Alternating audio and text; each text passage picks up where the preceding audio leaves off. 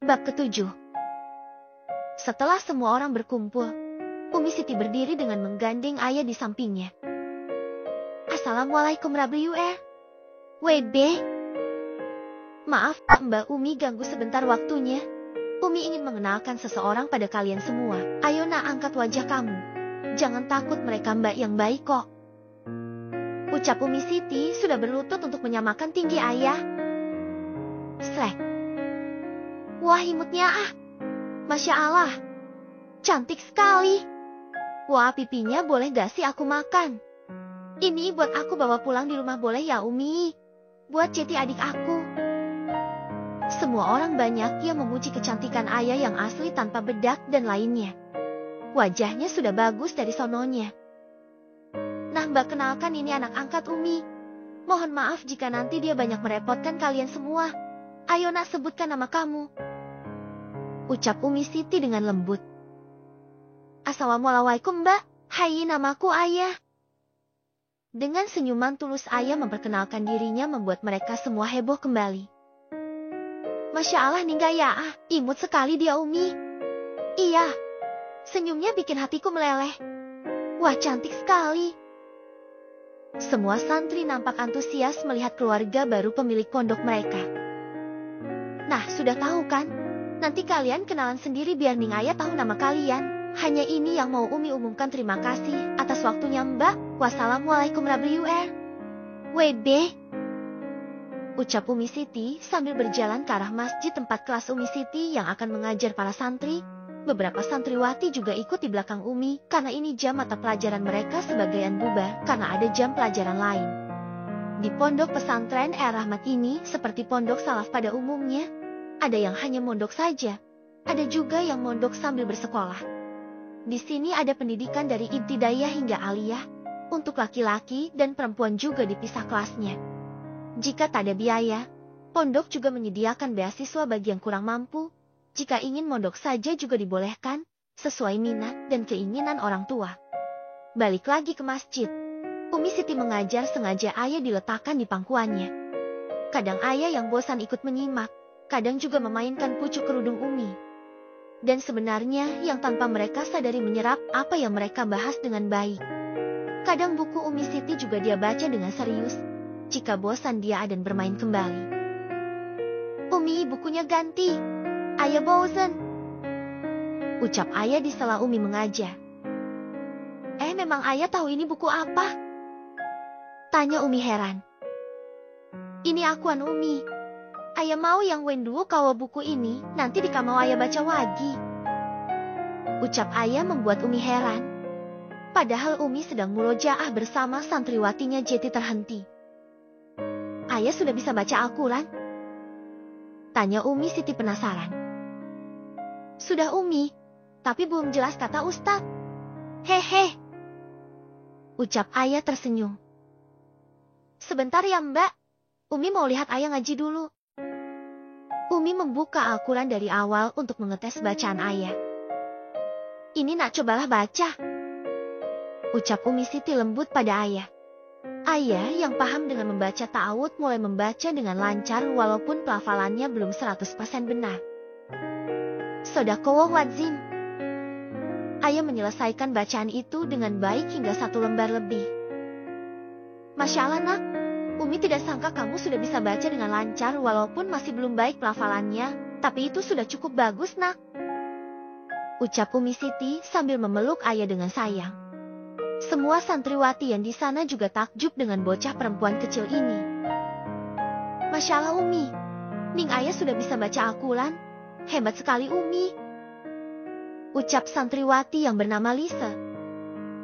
Umi juga baru tahu Mbak Lisa. Air mata Umi Siti tak bisa dibendung lagi. Takjub abda anak angkatnya ini. Ya Allah, terima kasih kau titipkan anak yang solehah pada kami. Pasti ibu angkat sebelumnya sangat mulia hatinya bisa mendidik ayah seperti ini. Batin Umi Siti terharu dan bangga pada ayah. Umi kok nangis? Ayah nakal ya? Tanya ayah penasaran. Tidak nak, Umi justru bangga sama kamu. Apa ayah sudah bisa membaca dan menulis? Tanya Umi Siti penasaran. Sudah Umi. Jawab ayah sambil mengangguk. Masya Allah nak, banyak sekali kejutan darimu. Membuat Umi bangga Allah titipkan kamu bersama Umi. Ucap Umi Siti, tangan mungil ayah menghapus air mata Umi Siti. Membuat semua orang di sana juga terharu dengan tingkah anak kecil di depan mereka. Satu kata yang mereka tahu, anak ini sangat pandai.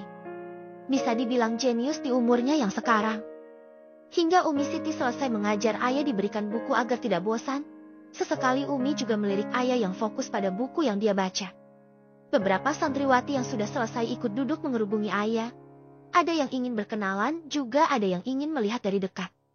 Juga banyak yang memegang pipi tembem ayah saking gemesnya. Karena tahu jika dianing mereka harus menahan diri agar tidak sampai mencubit pipinya yang mulus dan montok itu. Ayo nak kita pulang. Umi sudah selesai. Umi Siti mengajak ayah pulang setelah selesai mengajar. Iya Umi. Bye Mbak. Assalamualaikum. Ucapnya dengan ruang karena di sini dia banyak memiliki teman. Waalaikumsalam. Ucap mereka serempak. Banyak yang kagum ada ning baru mereka. Walaupun bukan anak kandung Umi, tapi sikapnya mencerminkan jika dia anak yang luar biasa. Ayah dan Umi berjalan ke dalam dengan berjalan kaki. Umi, nanti ayah mau makan buah boeh. Tanya ayah di sela perjalanan mereka. Boleh nak, mau buah apa? Tanya Umi Siti heran. Mau buah anggu Umi. Ayah pengen anggu, belum pernah makan buat itu. Ucap ayah sedih. Baiklah nak, nanti kita pergi belanja dengan Mbak Dalem ya. Ucap Umi prihatin. Iya Umi. Ucapnya senang. Sampai dalam masih sepi nampak Mbak Dalem sedang bersih-bersih. Assalamualaikum. Setelah Umi masuk, beberapa Mbak Abdin dalam menyambut Umi dan mencium tangan Umi dengan taksim. Waalaikumsalam Umi. Jawab mereka serempak. Mbak Santi nanti ikut saya buat belanja ya. Temenin kami mau beli anggur buat ayah.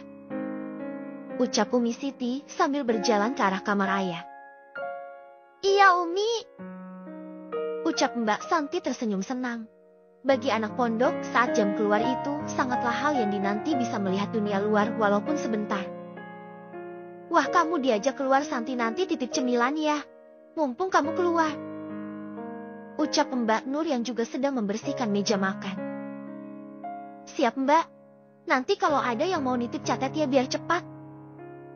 Ucap Mbak Santi yang diangguki beberapa temannya. Enaknya jika keluar bersama Umi. Akan diberi waktu untuk belanja dan jika ada yang nitip juga dibolehkan beli sekalian. Makanya jika ada yang diajak, otomatis akan banyak pesanan dari teman-temannya.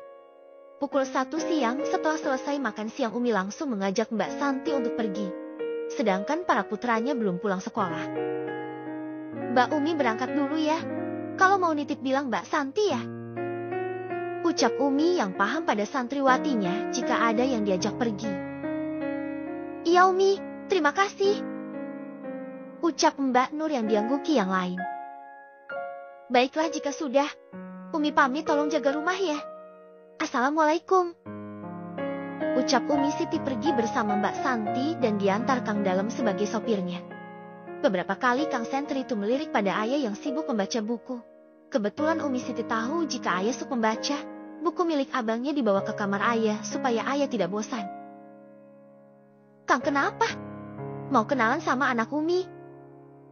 Tanya Umi Siti yang tahu pikiran santrinya. Kelihatan ya Umi. Saya minta maaf Umi. Ucapnya kikuk. Oh ya, saya yang lupa Kang. Kang Santri belum dikasih pengumuman kan? Ini kenalin anak angkat Umi Kang. Panggil dia Ning Ayah. Ucap Umi. Ayah yang dipanggil namanya tersenyum pada Kang Santri yang bernama Udin. Hai Kang. Sapa ayah membuat Kang Udin justru salah tingkah sendiri. Hai Ning. Kenalkan sama Udin Ning. Ucap Kang Udin ramah. Hehe Kang Udin, lihat depan saja. Takut nabok ayah. Kang Udin yang paham maksudnya jika berbahaya itu hanya mengangguk. Sedangkan ayah lanjut membaca buku untuk menghilangkan bosan selama perjalanan. Kebiasaan ayah sekarang nampak akan bisa. Dia lakukan yaitu membaca buku. Dulu hanya koran bekas yang dia baca. Dengan kecerdasan yang dia miliki akan lebih mudah untuknya dalam belajar apapun. Ayah juga sosok yang ramah, jadi kelebihannya hanya dia simpan sendiri. Selebihnya ayah belum ingin orang di sekitarnya tahu karena akan sangat aneh jika orang lain tahu kemampuan yang dia miliki. Ya, kemampuan ayah bisa mempelajari apa yang ingin dia pelajari hanya dalam 1 jam kemudian.